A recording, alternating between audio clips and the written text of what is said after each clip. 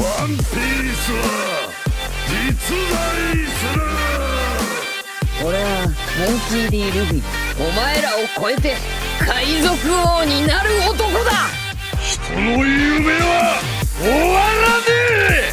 Welcome to Nerdville. We'll never find a more wretched hive of scum and villainy. We must be cautious. Hey everyone, today we are bringing you a theory on the devil fruits of the GOROSEI, IMU, and St. Figurlin Garling. What?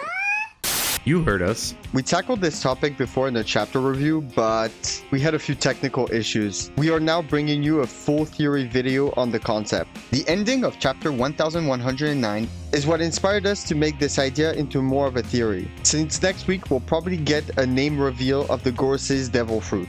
Let's get started. We came up with this idea after having read chapters 1095 and 94. Like many others, we believe that the GOROSEI had some sort of demonic devil fruits, mostly due to the ritualistic summoning circles and Saturn's demonic appearance. We had seen other content creators as well as some of our friends discuss the possibility that the GOROSEI might have devil fruits linked to Japanese folklore, since Saturn's appearance does resemble a yokai, more specifically the Ushi-Oni. But that didn't seem to fit the grandiose status of the GOROSEI, who consider themselves to be gods, since the Ushi-Oni and most yokai from Japanese folklore are more like monsters who attack passers-by.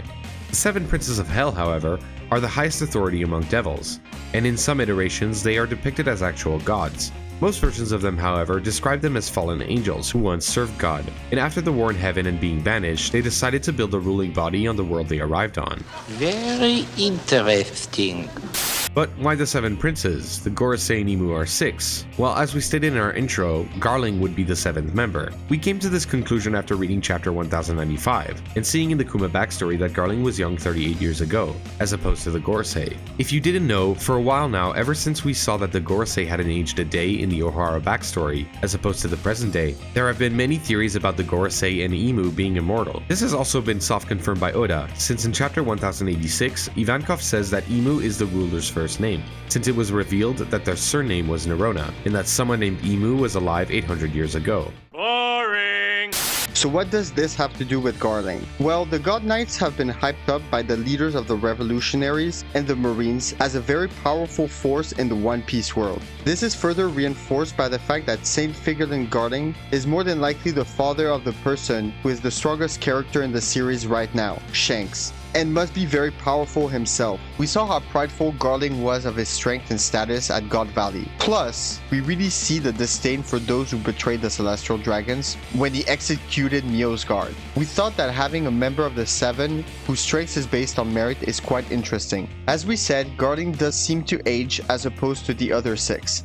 This would fit the Son of Pride, Lucifer, quite well, as he would have too much pride to use a shortcut like immortality. It would also not be the first time where we see an iteration of the Seven Princes in an anime. This is seen in Full Metal Alchemist as well, where the seven homunculi are very clear references to this. In FMA, one of the seven does not possess immortality as well, King Bradley. This was Wrath, however, who is supposed to represent Satan. But in many mythologies, Satan and Lucifer are two sides to the same coin. Bradley was created rather than being born a homunculus, and trained to be the strongest soldier and leader of the military. This is quite similar to Garling as well. In chapter 1096, when the Roger and the Rock Spirit arrive, he takes charge of all the Marines and the God Knights. Even though Saturn is in charge of science and defense, Garling, as the leader of the God Knights, may very well have control over the military if the need arises. While he may not have been experimented on like Bradley was,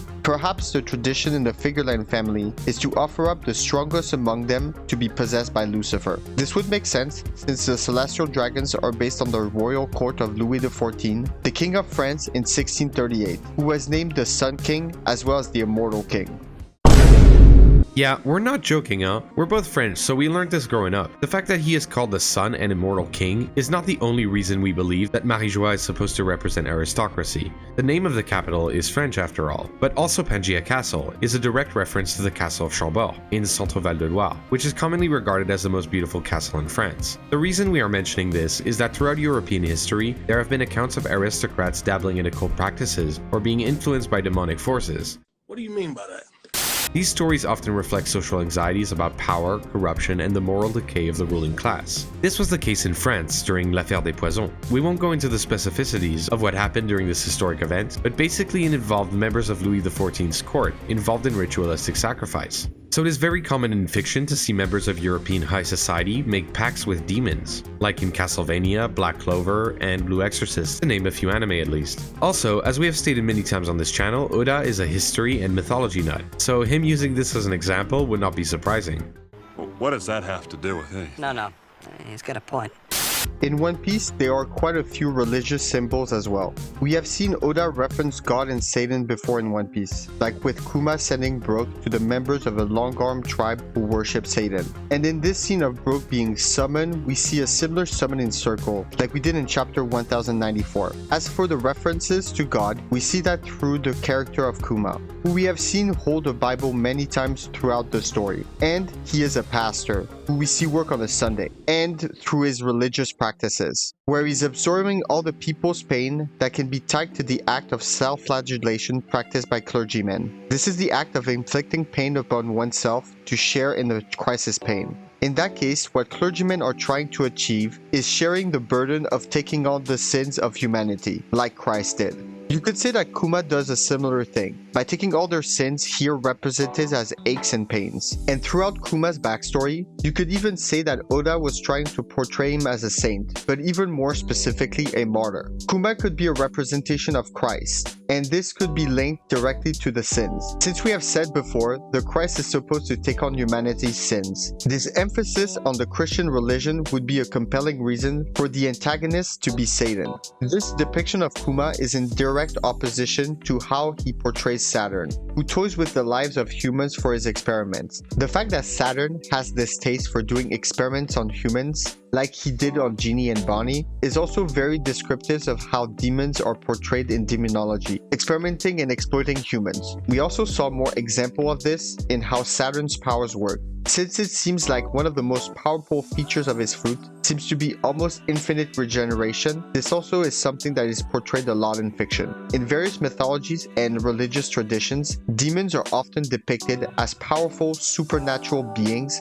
with abilities that transcend those of mortals. In some mythologies, demons are portrayed as immortals or semi-immortal entities, capable of regenerating their physical form after sustaining injuries. This is very commonly used in anime or any piece of fiction involving demons, like the ones we've mentioned previously. Saturn's devil abilities, if you want to call them that, is also something that's pushing us to believe that Saturn's abilities are from a high-ranking devil, since it seems that he's manipulating space in some way by pulling people towards him, pushing them away, and freezing them in place, giving demons power over concepts like space,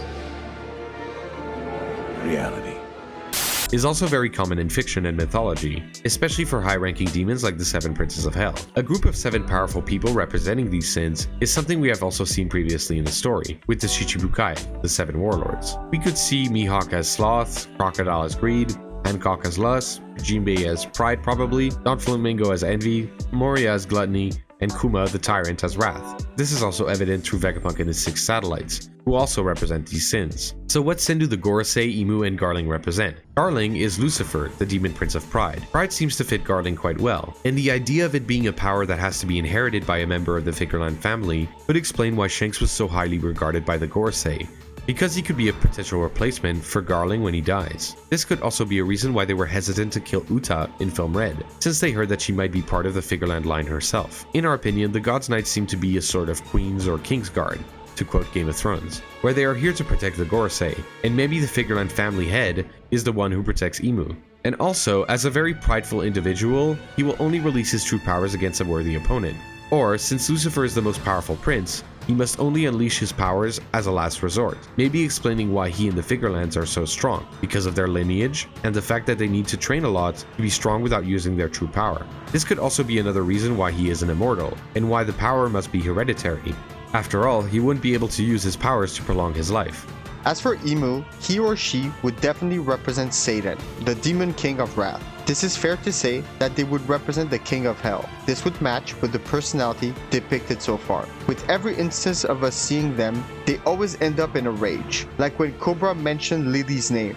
or with how they destroyed the wanted posters inside the Pangea castle in the Room of Flowers, always resorting to the most valid measure at their disposal when trying to deal with someone, as we saw with what happened in Leloucha. Also, the idea of the GOROSEI asking Imu who will be the next sacrifice reinforces the idea that they are devils and that Imu is Satan.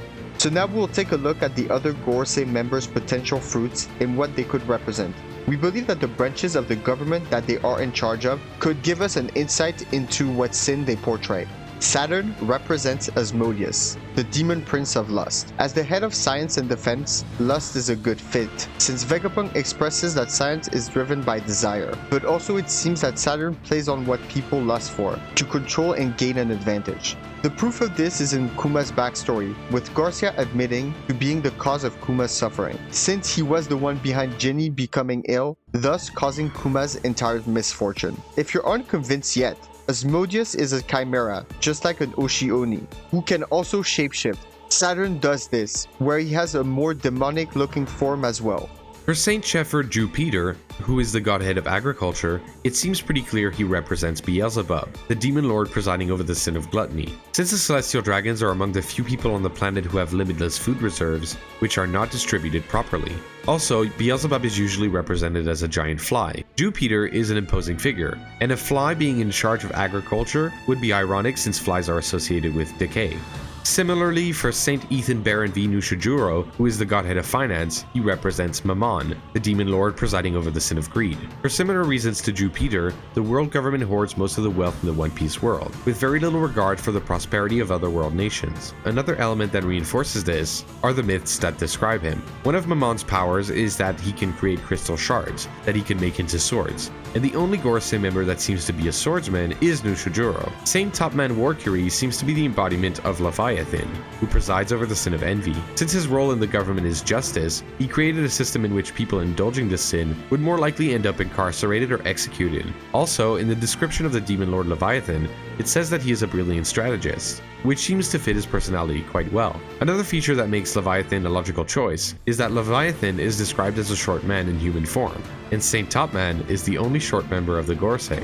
What? Quick thing everyone, some of them might just be us grasping at straws, but in general the theme works. You get the gist. Saint Marcus Mars, head of environment, is the demon lord Belphegor, who presides over the sin of sloth, since the celestial dragons have shown complete disregard for the environment with the rising sea levels after the destruction of the Lucia that, as we know, has happened before. Sloth is fitting, since being slow and lazy about the environmental issues will lead to global catastrophes. Also, we know that they have the technologies to manipulate weather, as we saw in chapter 1062, that they could use to aid countries like Alabasta with their droughts. An additional element is that Belphegor in Tales is described as a tall goblin with sharp teeth. Mars is a very tall member of the GOROSEI, and his beard could be hiding a monstrous mouth that is also mentioned. These fruits would probably be called something like Demon Fruit Model Asmodeus. There's also a possibility that Oda will just borrow the name of the seven princes and their sins, and mix match with different legends, like that of the yokai with the Oshioni, since there are many yokais who could fit the silhouette we saw when the GOROSEI were facing Sabo. It's also possible that if Oda is taking examples from animal-like deities for the appearance, then Oda might be taking inspiration from the designs of the Nazca Line drawings, as we stated in chapter 1085. This could be interesting, as we have seen Aztec-like cultures represented before in One Piece, with the people of Shandara, and some of the drawings do fit some of the GOROSEI silhouettes we have seen, like the lizard, bird, monkey, and spider obviously. Thanks for watching everyone. Hope you enjoyed our very first One Piece theory video. Let us know in the comments if you agree that the GOROSEI, Imu, and Garling represent the seven princes of hell. What do you think their appearance will look like? Do you think they will look like yokai, or like us, believe them to be representations of the Nazca Lines? If you want to know how Luffy and the gang are going to escape Egghead, check out our chapter 1106 review. See you next time. Peace out!